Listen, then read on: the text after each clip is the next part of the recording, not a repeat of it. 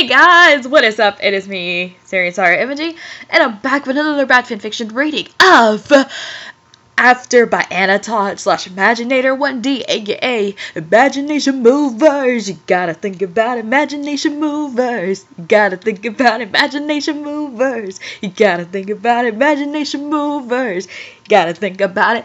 Anyways, so today I'm going to chapters 50 and 51. Oh boy, we are halfway through this thing. Hang in there, guys. Also, rather bad news. I have bad news, I'm afraid. When I had found this fanfic, guess you won't believe what I found. I found this thing called After 4. This is the continuation of Harry and Tessa's journey. This is taken from After Ever Happy or After 4. And my top response to that is no.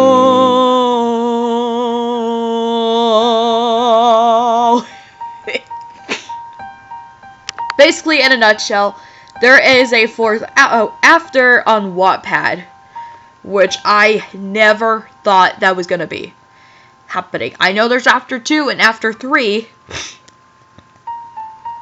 I'm assuming After 2 is after we collided, and then After 3 is probably after we fell, and okay, so we go ahead and go into chapters 50 and 51. I ignore his insults and just wait for the next. True to Harry, he doesn't waste any money, he doesn't waste any time. Just to let you know, I won't be picking you up today, he adds, and I nod. I don't want to arrive to Harry's father's dinner in a sour mood. Did you hear me? Yes, I heard you. I hadn't expected you to. I sighed and leaned my head against the window. I know me not fighting with him is making him more annoyed, but I don't care. Why aren't you talking? His voice sounds too loud in the small space of his car.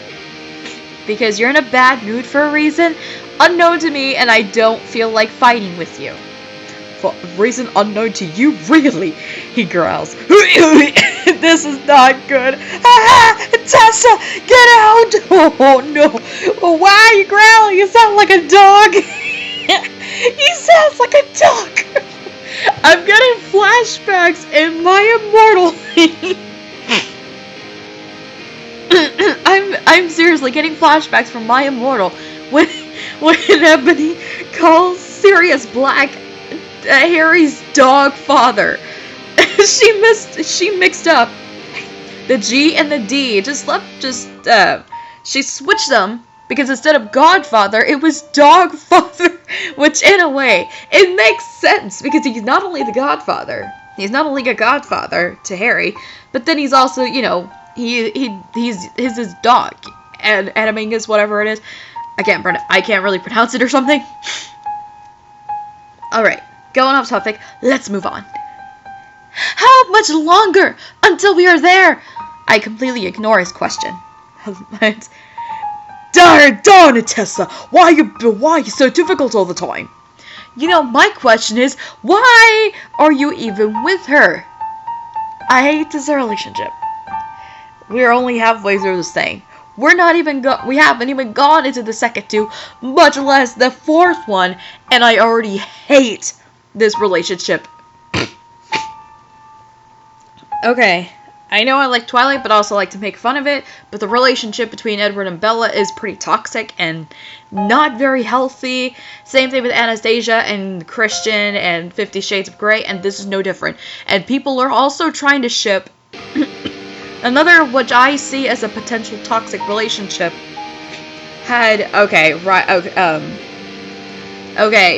warning, Rise of Skywalker spoilers, but had Ben Solo not redeemed himself and destroying Kylo Ren thing, I guarantee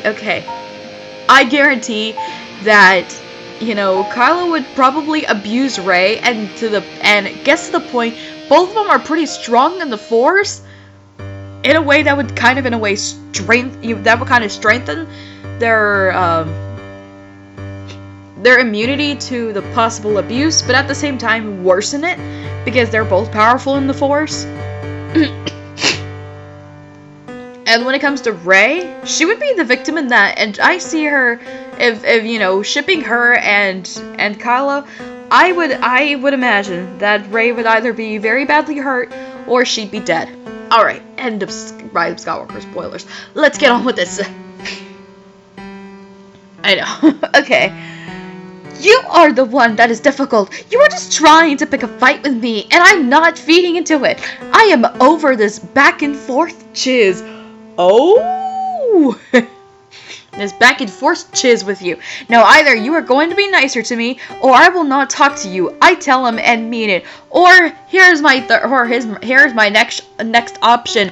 Get away from him. It's not that simple. It's not that hard. Get away from him.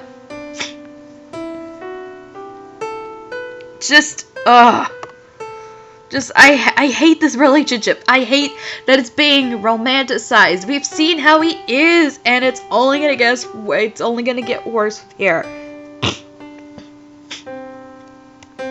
That's not what I'm doing. Yes, it is. You have no reason to be upset with me, and here you are insulting me and making fun of me. All I'm doing is trying to look decent to go to a dinner with your family when you refuse to. I breathe. Yeah, because all he does is make her cry. Wait, am I? Okay, hold on. Okay. Fill me in. I guess, didn't she also get pretty, like, emotional after their first time when they had sex? Yeah, something's really off with that. I wasn't making fun of the way you look. I don't know, but I'm annoyed as shiz that you're going.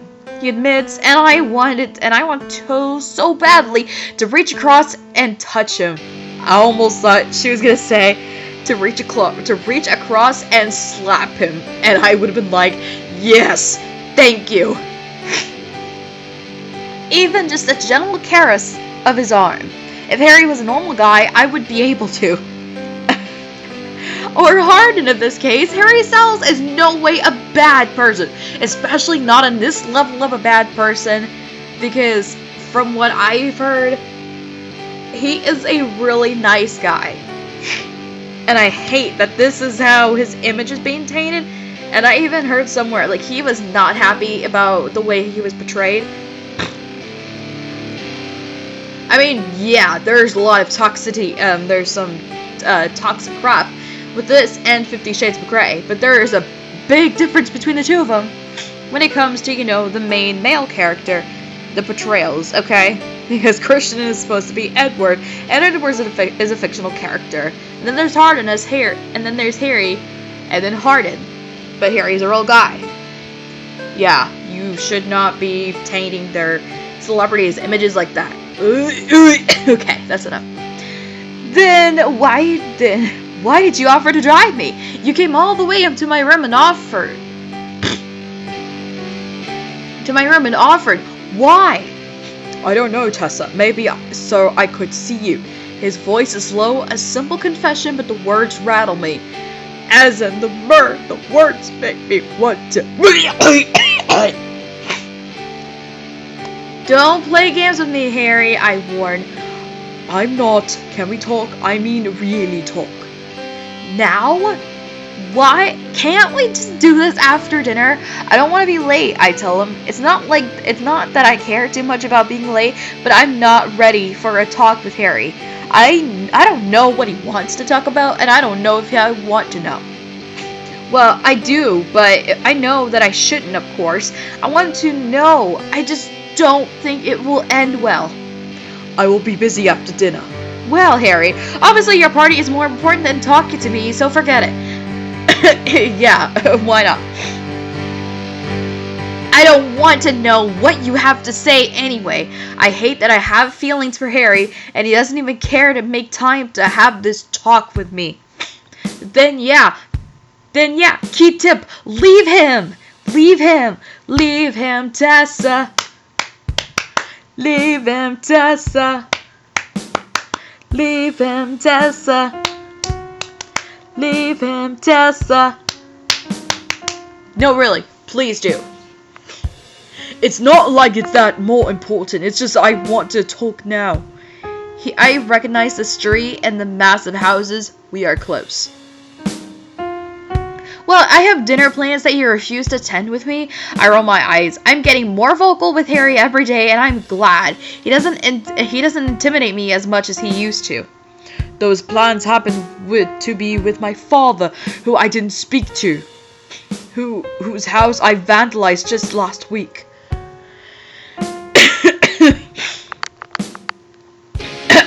What? He reminds me, and the car stops. The house is even more beautiful during the day. Well, I would stay and chat, but I have a date, I smile, and his jaw clenches. Oh, with Landon. Oh, or Liam. Oh. I actually heard recently, Liam said some crap, I don't know, something, and people have pretty much made their disclaimers, saying that Liam is likely the most irrelevant of the former One Direction bunch. Wow. I don't know what. I'm not going to bother looking to it. I mean, that's just, I don't know. That was just a speculation I came across. Or I mean, I think he did say something, but I don't know the details or anything. I'm not going to bother looking into that, because probably around the time I was too busy looking into the things of the Masked Singer with Rottweiler. Yeah, that being Chris Daughtry. That just, okay, it's a good thing he wasn't 4th place, but 2nd place, come on, he could have won that chiz. Like, come on. And then I think that, plus with the cover of Alive, probably revamped up the band's popularity, and holy crap, I'm here for it. Even though I've always loved that band anyway. Wow. I climb out of the car and walk up the steps of the sidewalk. In the evening light, I can see the old vines creeping on the sides in front of the house, and the small white flowers joining the vines. Why does it sound like... Why are these vines? I don't know, my head, why do they sound like they come off of, like, you know, Star Wars Jedi Fallen Order? I know I've been playing that game a lot recently, and it's fun. AKA, I like to call Cal with the good hair. That's the main character, the main protagonist. I call him Cal with the good hair. See, Cal is gonna beat Tessa by miles. And I'm not saying it because, you know, the guys versus the girls. I mean, but Tessa is legitimately a bad person. She is not a good person at all. Whereas Cal, look at Cal, and then him and BD1. I mean, he seems like such a nice guy. Oh God, if I read romance fanfics with him and somebody else, whether it be the original character or whether if it be with an original character or not, I would be dead laughing.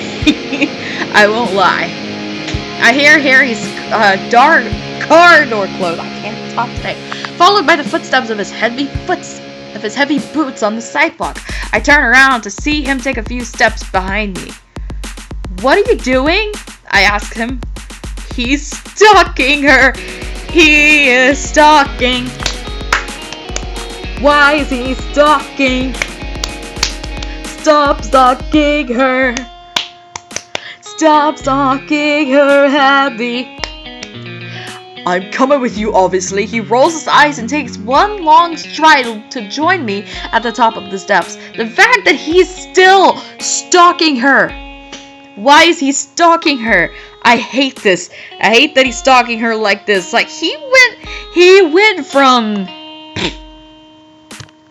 Literally, he went from, screw this, I'm going to a party, to freaking going with her. It's like, at this point, he's trying to be possessive of this girl. I'm sorry, honey, but we ain't here for that today. Not today, Satan. Oh, no. Oh, hell no. We ain't here for that, chiz. Really? Yes. He's clearly irritated. Now, let's go inside and have the worst night of our lives. His face twists into the fakest yet appealing smile, only something Harry Styles could pull off, or as I like to call, hardened Scott. I elbow him and ring the doorbell. I don't ring doorbells, he tells me, reaching past my body to turn the knob. I'm uncomfortable. Uncomfortable. Oh, the bat. This bat smelling. I'm uncomfortable with this lack of manners, but it is his father's house, so perhaps it may not be so awkward. Well, I'm sorry, I'm not standing with him. We walk inside and through the foyer before his father appears. His surprise is evident in his face. He had not expected Harry to show up. He smiles his charming smile and tries to hug Harry, but Harry dodges his gesture and walks right past him. The embarrassment flashes on his handsome features, but I look away before he realizes that I saw his gesture. Thank you so much for coming, Tessa. Liam has told me some about you. He seems very fond of you. He smiles and I follow him into the living room. Liam is sitting out on the couch with his literature book on his lap as I enter. Oh, what is he reading? Oh, I wonder what he's reading. Are you reading Edgar Allan Poe? Ooh, that's some good cheese. That's some good spicy cheese. Like, yo, that'd be good cheese. I love it. And a lot of times, you notice how his stories, like they feature something along the lines of a beautiful woman, a picture or something like that of a beautiful woman, and that's because that he's fallen in love with beautiful women, and they die.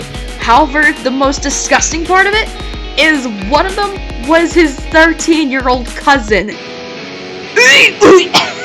I'm sorry, honey. Pedophilia, I hate it. I'm sorry, I hate that. Pedophilia, sexual assault, sexual abuse, rape, molestation. I hate that. I hate that. Alright, enough ranting.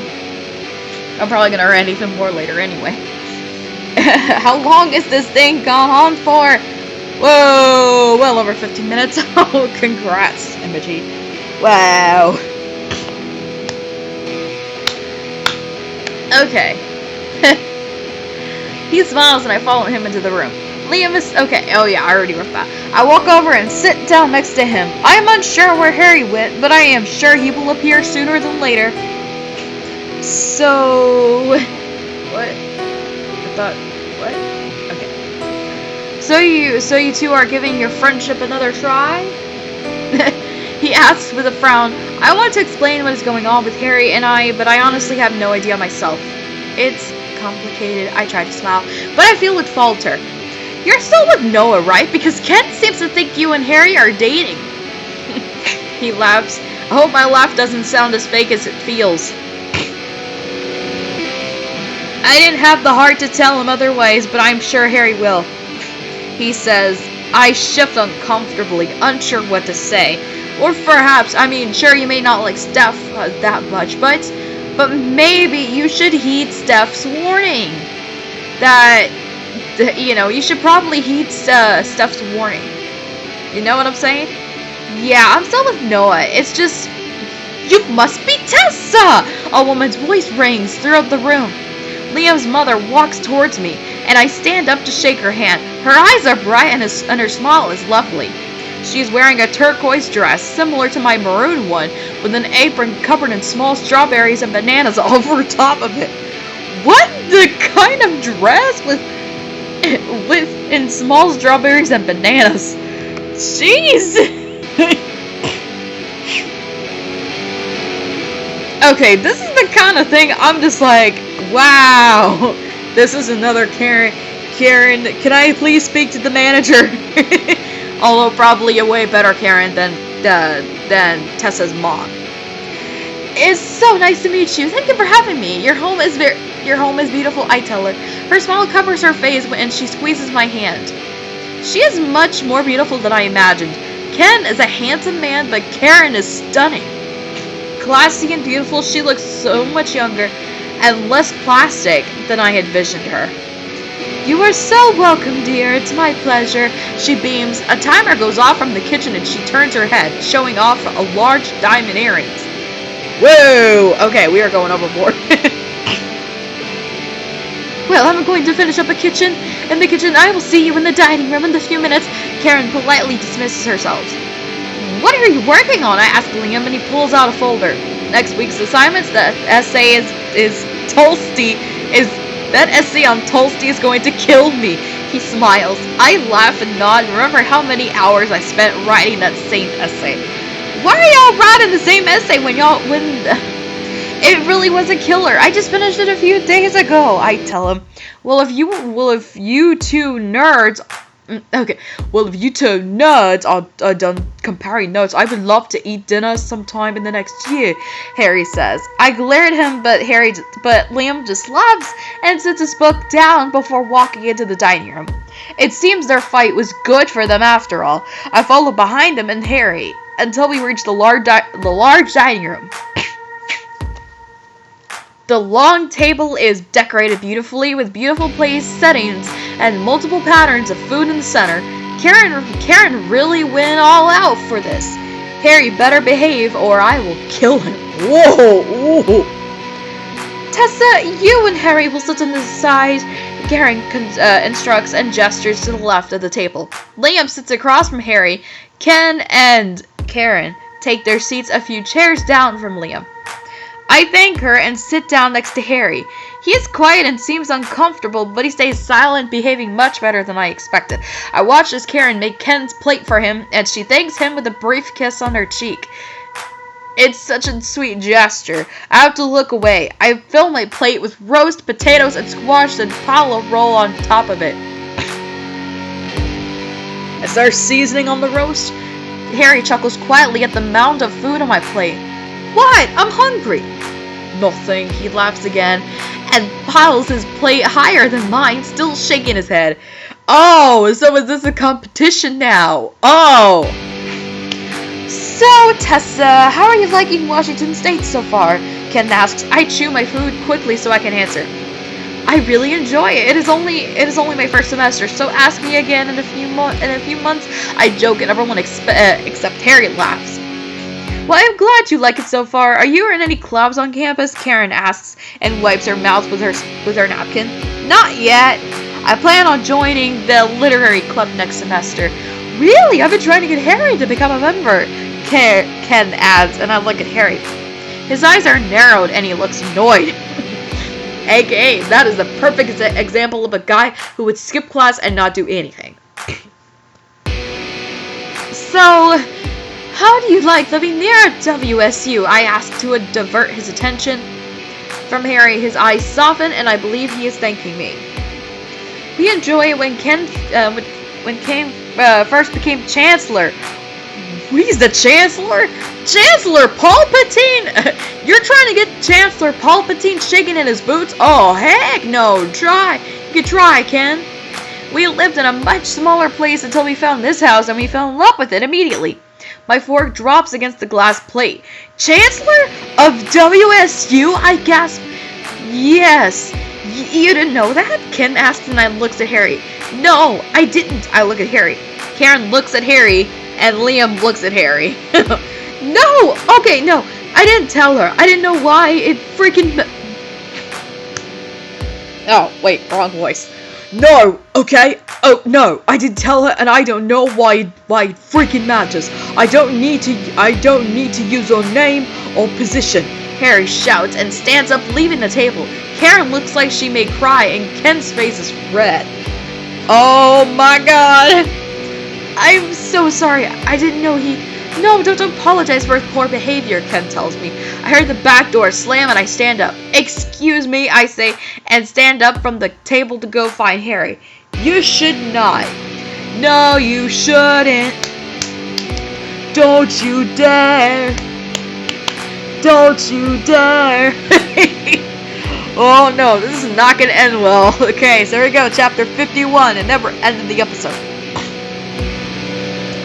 I rush out to the back door to find Harry. He has knocked over the patio table and is pacing back and forth on the deck with one hand balled into a fist on the side and the other tugs at his thick hair. I'm not sure how or if I can help the situation at all, but I know I would rather be out here with Harry than in the dining room after his outburst. I feel responsible for this whole mess because I agreed to come to this first place when Harry didn't want to. Now I see why. No, Tessa! No! No, Tessa, no! Ugh, this ain't it! Just, no! Harry spots me and sends me an annoyed glare, and he turns away from me when I approach him. Harry, I keep my voice gentle and low. Don't, Tessa, he warns. He's always warning me, and I never listening. I know what you're going to say. You're going to say that I need to go back in there and apologize to them. There's no way in heck that is happening, so don't waste your breath. Why don't you go back in there and enjoy your dinner and leave me the heck alone? He spits. I don't want going back in there, is all I can manage to say. Why not? You fit in perfectly with the brutish and boring freaking personalities. Ouch! Why am I here again? Oh yeah, that's right, to be Harry's punching bag. In fact, leave him! Just, and don't cheat on Noah. Or if you're gonna end up breaking up with Noah again, which I have a feeling this might happen, there are tons of other guys out there. Seriously, there's tons of other guys out there. I'm sure they will want you. You know what? I raise my voice. Fine! I will leave. I don't know why. I can't. Just stop trying with you, I shout. I hope they can't hear me inside. I don't either. You just can't take a hint, I guess. As the words leave his mouth, I feel the lump growing in my throat. The hint is well taken. I try to swallow the sting from his words, but it's nearly impossible. I look up at Harry and his cold eyes meet mine. That's it? That's your defense? He laughs and shakes his hair. Bro, shake his hair. You don't deserve any more of my time. You don't deserve for me to even speak to you. Were those nice people in there to spend their time setting up this dinner to have you ruin it? That is what you do, is ruin things, everything, and I'm done being one of those things, I yell. Okay, someone needs to take he needs she needs to take the actions and leave him, and he needs to really, heed her warning to stay away from her, because they are not compatible. And there. Unwelcome tears soak my face as Harry steps towards me. I back away, my feet disgrace, and my feet disgrace. I fumble over them. Harry's hand reaches out to steady me, but I grab a hold of the railing instead. I don't want or need his help. You're right. He sounds exhausted. What? I know what I am. I know I am. I turn away from him again. He snakes his hand around my wrist and pulls me into his chest. I lean into him without hesitation.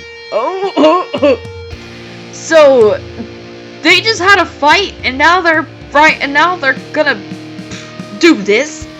I want to touch him so badly, but I know better. I can hear the heavy thump of my heart, rapid beneath my chest. I wonder if he can hear it. It seems impossible that he doesn't. Can you feel the pounding of my pulse under his grip? His eyes are full of anger, and I know mine mirrors his. I have no warning before he crashes his lips down on mine. The force of his mouth is almost painful. They were just fighting, and now they're making out? Oh my god, this is confusing. Oh my god, this is sending me on a whirlwind. His action is so full of desperation and hunger that I am lost. Lost in Harry. Lost in the salty taste of my tears on both of our lips. Lost in his fingers threaded through my hair. His hands move from my hair to my waist, and he lifts me into the railing of the deck. My legs part for him, and he moves between them, never losing contact with my mouth. We're all heat and gas, tangled in each other. My teeth graze over his bottom lip, causing him to groan and pull me closer until my chest is flush with his. The back door creaks open, breaking the spell. I'm horrified at Liam's soft eyes meet mine. His cheeks are flushed and his eyes are wide in surprise. I push Harry away from me and jump down from the rail, adjust my dress as my feet hits the deck. Liam, I begin. He holds up his hand to silence me and steps towards us. Harry's breathing is so loud that I swear it is echoing between the house and the trees. His cheeks are flamed, his eyes wild.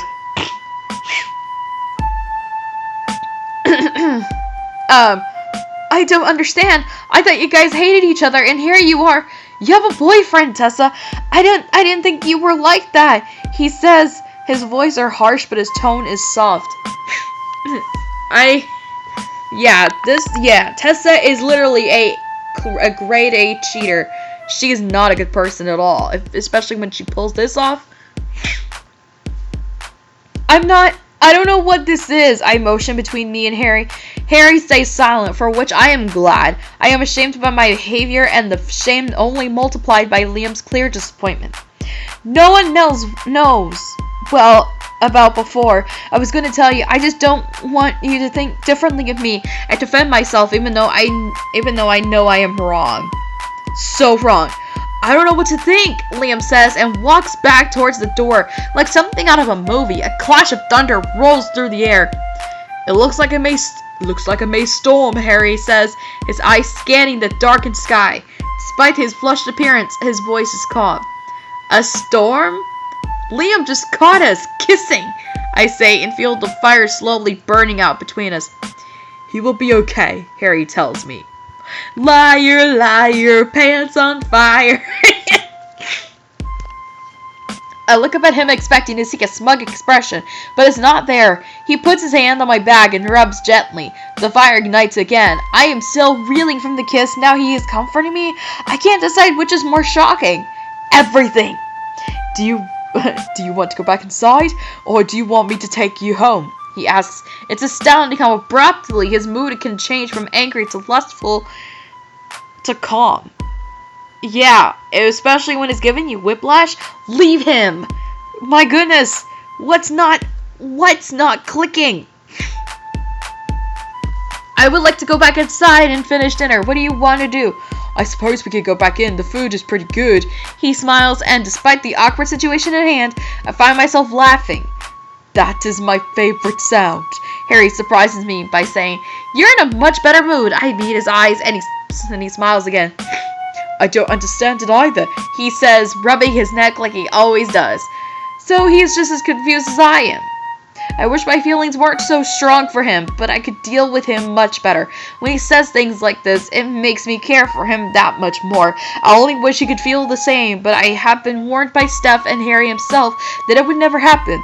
I remember when he told me I wasn't his type. It hurt a little, but I didn't consider him my type either, so I didn't mind. Neither did I know. He would have me hoisted on the ledge of a deck, kissing me less than a month later. Thunder rolls again, and Harry takes my hand.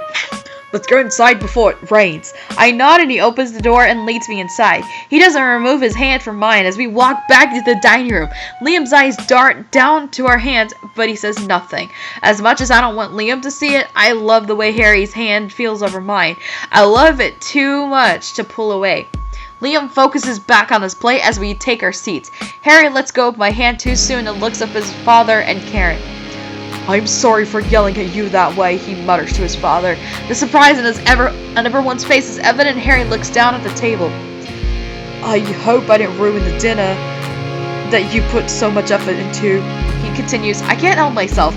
I reach over and put my hand over Harry's, giving it a light squeeze. It's okay, Harry. We understand. Let's not let the night be ruined. We can still enjoy the dinner. Karen smiles, and Harry looks at her. He gives her a small smile, which I know would take a lot of effort from him. Kent doesn't say anything, but he nods his head as to say, it's okay. Forgiveness is clearly a strong trait among this family's everyone except Harry. I slowly pull my hand away, but Harry laces his fingers through mine and looks sideways at me. I hope I didn't wear the surprised but very pleased expression that I feel inside. For what seems like the first time since I met him, I don't overthink what I am holding Harry's hand under the table during a dinner with his family while I'm still dating Noah. And on that note, I'm going to call the cops. Okay? Hello, no one? Yes, I'd like to report a crime. Yes, Tessa is still cheating. Even though she and Noah got back together, now she's going out with Harry and she's still cheating on Noah. Yes, thank you. Bye. Hear that? The cops are on their way, Tessa. They're restraining you. They're taking you to jail for cheating. Okay? Cheating is wrong. So horrible. Why? The dinner continues well, but I find myself intimidated by Ken a little more now that I know that he is the Chancellor of WSU. That is a huge deal. Ken tells us about when he moved from England and how he loves America, Washington in particular. Every fanfic is always taking place in Washington. Harry is still holding my hand as we both struggle to eat, using one hand, but neither of us seem to mind. The weather could be better, but it's beautiful here, he muses, and I nod in agreement. What are your plans after college? Karen asks me as everyone finishes eating. I'm going to move it to Seattle and hopefully work in the publishing while I work on my first book, I say with confidence. Publishing? Do you have any houses in mind? Ken speaks. Not exactly. I will take any opportunity I can get to get my foot in the door. I know how hard it is for a student to find anything, so I won't be picky. That's great. I happen to have some pretty good connections. Advanced Publishing. Have you heard of it? He asks, and I look at Harry. He had mentioned knowing something that someone Advanced Publishing before. Yes, I heard great things about it. I smile. I can make a call for you if you would like. It would be a great opportunity for you, and you seem like a very bright young woman. I would love to help you. He offers. I take my hand out of Harry's to put them under my chin. Really? That would be so kind of you. I really appreciate it. I tell him and reach my hand back under the table to find Harry's, but he quickly moves his hand away. Well, his affections didn't last long. Oh, okay. They went from fighting to holding hands, and then the Vance Publishing comes up, and then he's just like, oh, nope, out of here. Wow. Ken tells me that he will call whoever it is he knows on Monday, and I thank him repeatedly. He assures me it is no problem at all, and that he loves to help anytime he can. Harry excuses himself, and Karen stands and begins to clear the table. I decide against following him this time. Can I help you? I ask Karen, and she smiles appreciatively. That would be lovely. She beams, and I help her clear the table. I load the dishwasher while she washes the large serving plate that can't be put in the dishwasher. I really wish Harry wouldn't have destroyed a large amount of her dishes. It could be so cruel. If you don't mind me asking, how long have you and Harry have been seeing each other? She blushes at her question, but I give him a warm smile. We have known each other about a month. He's friends with my roommate Steph. I didn't exactly tell her we aren't dating. I just dodged the question. Haven't met any of Harry's friends, only seen them in passing, but you are different from the ones that I came across. I gather that she's trying to say that I'm not tattooed and pierced like them, but she's too polite to come out to say it. Yes, Harry and I are very different, I tell her, meaning that in more ways than she could imagine. Lightning flashes and the rain begins to pound against the windows. Whoa, it's really coming down here, Karen says and pushes the small window in front of the sink closed. Harry isn't as bad as he seems. Her voice is so sweet that she tells me this, and I can't help but laugh. I can't imagine the terrible things he has said to her since she had met him. And I'm well aware of him destroying her dishes. Destroying her china, because she has china. There we go. He is just her. I would love to believe he won't always be this way. I must say, I was very surprised that he came tonight, and I can only believe that is your influence on him. He takes me by surprise. She takes me by surprise, when she wraps her arms around me and pulls me into a hug. Unsure what to do or say, I hug her back, and she pulls away, but keeps her well-manicured hands on my shoulder. Thank you, really, thanks. Thank you, she says and removes her hands. She bolts her eyes and returns to washing the dishes. She is too kind for me to tell her that I don't have any influence on Harry. He only came tonight because I did, and he wanted to annoy me. After I finish loading up the dishwasher, I stare out to the window, watching the raindrops trickle down the glass. It is remarkable that Harry, who hates everyone, especially himself and maybe his mother, has all these people who care about him, but he refuses to let himself care for them. He is lucky to have them, us, as I know I am one of those people. I would do anything for Harry, even though I would deny it to him. I know it to be true. I have no one except Noah and my mother. Both of them together don't care about me the way Harry's soon-to-be stepmother does him. I'm going to check on Ken. Make yourself at home, dear, Karen says to me. I nod and decide to go find Harry or Liam, whichever one of them I see first. Liam is nowhere to be found downstairs, so I make my way to Harry's room upstairs. I hope he is in there. If not, I will have to just go sit downstairs alone. I turn the handle, but it won't budge. He has locked the door. Harry, I try to speak quietly so no one hears me. I tap my knuckles against the door, but hear nothing. Just as I turn away, the door clicks and he opens it. Can I come in? I ask, and he nods once again and pulls the door open just enough for me to come in. There's a breeze in the room, and I can smell the cool scent of the rain come through the bay window. He walks over and sits down on the built-in bench surrounded by the window and raises his knees up. He stares out to the window but doesn't say a word to me. I sit across from Harry and wait as the constant drumming of the rain creates a calming rhythm. What happened? I finally ask. He looks at me with a confused expression. I mean, downstairs you were holding my hand and then... Why did you pull away? I'm embarrassed by the desperation of my voice. I sound too needy, but the words have already been delivered. Do you not want me to take that internship for some reason? You offered to help me before? I question. Uh-oh. This is grade A possession. This is not good. That's just it, Tessa. I want to be the one to help you, not him, he says, aka possessiveness. Red flag, abusive, this is so abusive, oh no. Like he won't even let someone else help her. It's like he freaks out when she talks to another guy. Oh my god, like this is bad.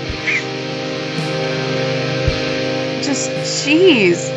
Why? It's not a competition, and you were the one who offered first, so thank you. I tried to ease the stress, even though I don't understand why it matters. He sighs an exasperated sigh, and hugs his knees.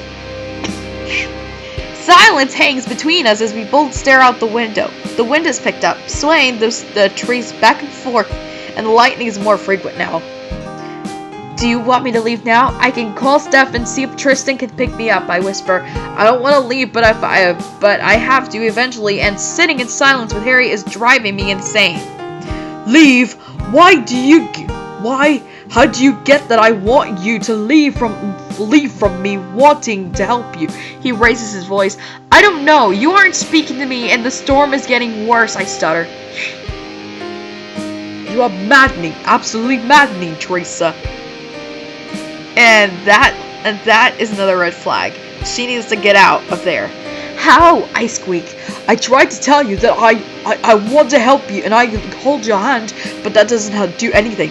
You still don't get it. I don't know what else to do. He puts his face in his hands. He can't possibly mean what I think he does. Get what? I don't get what, Harry. That I want you more than I have wanted anyone or anything in my entire life. He looks away from me. My stomach flip-flops over and over and my head starts to spin. The air between us has once again shifted. Harry's unguarded admission hit me hard too. I want him to. More than anything. Not in the same way, I am sure, but he wants me more than anything. I know you don't feel the same way, but he begins, and this time I am the one to cut him off. I move his hands from his knees and pull them, bringing him to me. He hovers over me, uncertain, clear in his green eyes. I hook my fingers onto the collar of his shirt and pull him down to me. He rests his knee beside my thighs on the bench as I look up at him again. I expect him to kiss me now. Kiss me, I beg, and he moves his head closer. Uh-oh. They fight, they make up. They fight, they make up. They fight, they make up. They fight, they make up, and I am going insane. Ugh. Leaning onto me, he snakes his arms around my back and guides me down so my back is laying flat on the cushioned bench. I open my legs for him for the second time today, and he lays his body between them. Harry's face is inches from mine when I lift my head up to kiss him. I can't wait longer. As our lips brush, he gently pulls away. He nuzzles his head into my neck, planting a small kiss there, then slowly bringing his lips back up. He kisses the corner of my mouth, then slowly bringing his lips back up. He kisses the corner of my mouth, then my jaw, before sending shivers of pleasure through me. His lips brush over mine once more, and he runs his tongue over my bottom lip before closing his lips around mine and opening them again. The kiss is gentle and slow as he slaps his tongue around mine. One of his hands rests on my hip, fisted around the material of my dress, whereas bunched up at my thighs. The other hand caresses my cheek as he kisses me. My arms wrap around his back, hugging him tightly to me. Every fiber of me wants to bite as his lip, to pull his shirt over his head, but the soft and gentle way he is kissing me feels even better than usual burn of fire. Oh my god, this is about to get, oh my gosh. So, looks like we're about to get into some serious sexy time again. Anyway, hope you guys enjoyed that, and I will see you guys next time. Bye guys!